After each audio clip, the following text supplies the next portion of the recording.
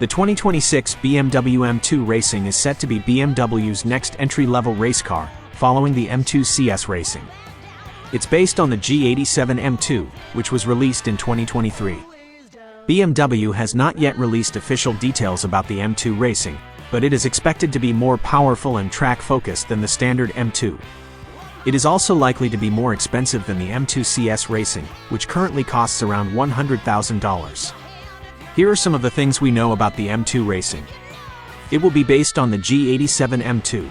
It will be more powerful and track-focused than the standard M2. It will be more expensive than the M2 CS Racing.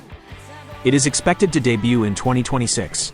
BMW has not yet announced the official specifications for the M2 Racing, but it is likely to have a larger engine than the standard M2's 3.0-liter turbocharged inline-six.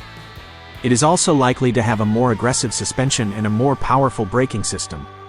We can expect to learn more about the M2 Racing in the coming months. BMW is likely to release more details about the car closer to its launch date.